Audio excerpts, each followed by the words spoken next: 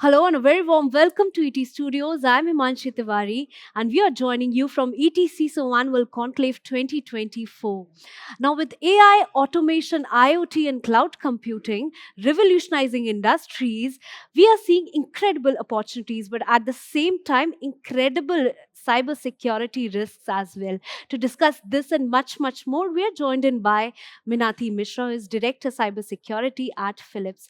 Ma'am, it's a pleasure to have you here on our show. Thank you. The pleasure is all mine. Thank you. Ma'am, we are transitioning to Industry 4.0. Organizations are even looking at transitioning to Industry 5.0 at this point in time, right? So, what is that biggest challenge you see when while organizations transition for the new advanced changes?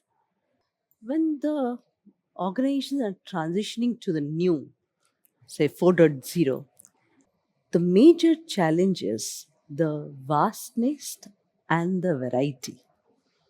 And I'll take one example. When I say vastness and variety, I'm talking about IoT. Hmm. Okay. And if I look at IoT, it is all pervasive. Hmm. At your home, in the hospital, Hmm. in the office, on the roads, it's everywhere. Yeah. To date, we have almost 8 billion IoT devices which are connected.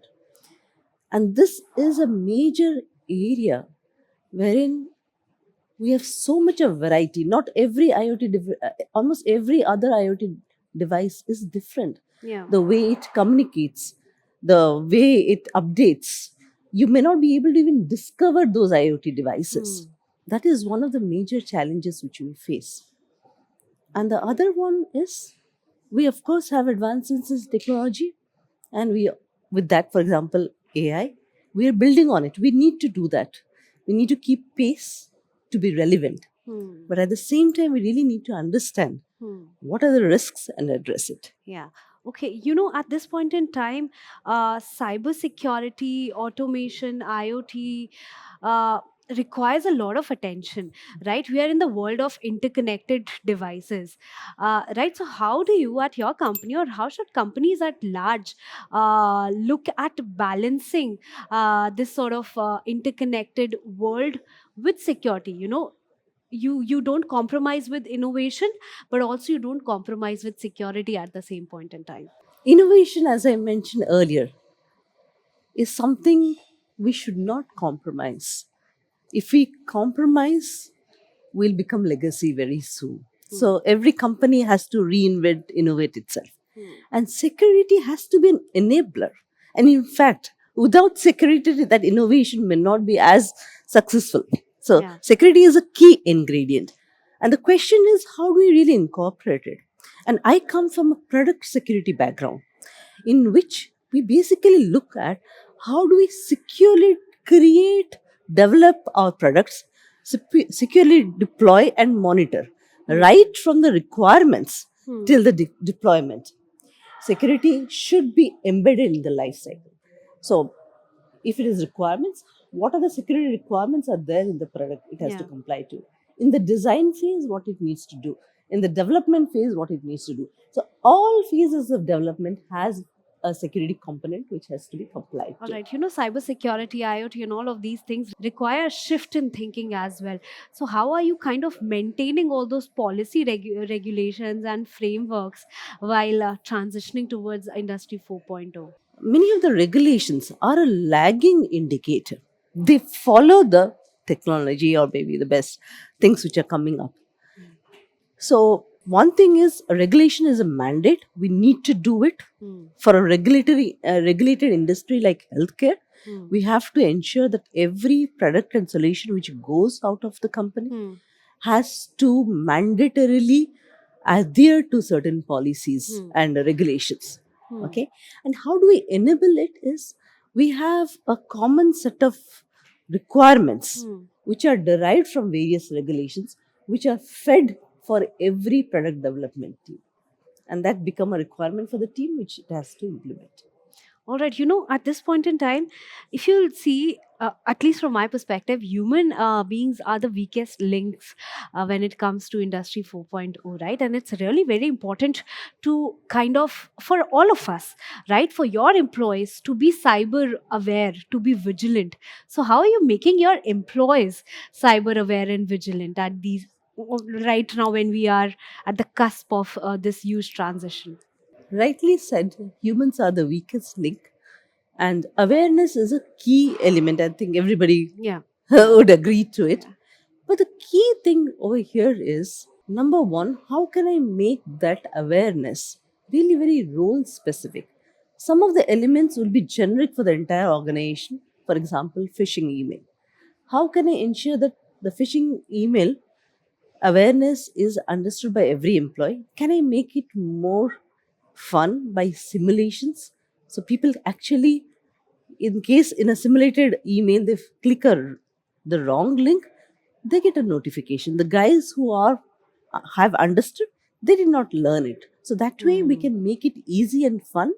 Hmm. Apart from that, I think one of the critical elements is we should make security easy to the user. And I take the example of a product development. Hmm. Hmm. We have architects, developer developing a product, and we have a number of security requirements on them.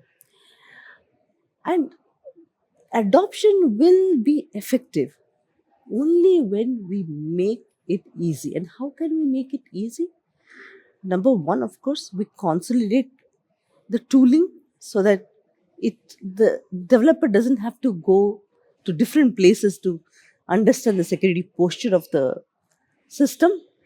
The product team doesn't have to go to different places, it's at one place. Apart from that, we're also looking at various gen AI based models which can make the life of the project team developing the product much easier.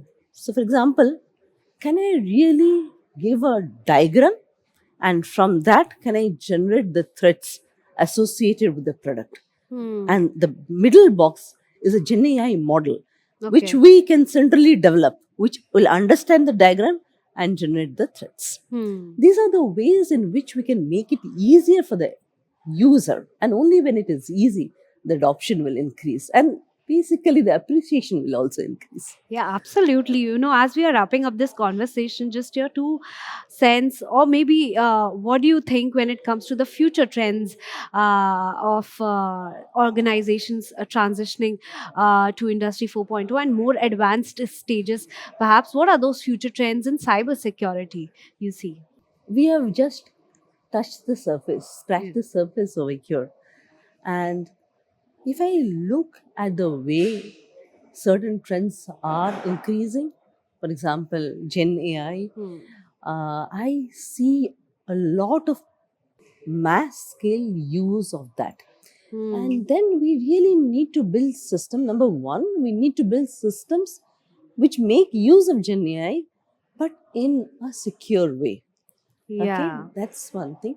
The other thing is, it's not only about how do we create secure system, but how do we also defend?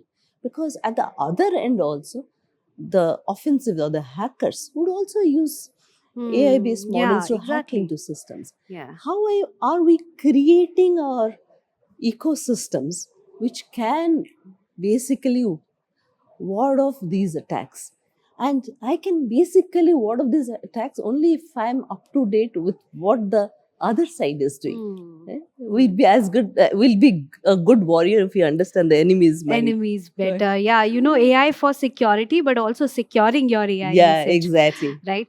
Thank you so much, ma'am, for this conversation. It Thank you was so much. short, crisp, but we got to learn so much about this industry and your perspective. So brilliant. Thank you so Thank you so much. much. Thank you. All right, on that note, to our viewers, stay tuned for such videos, more videos, as we are coming to you from ETC So Annual Conclave 2024.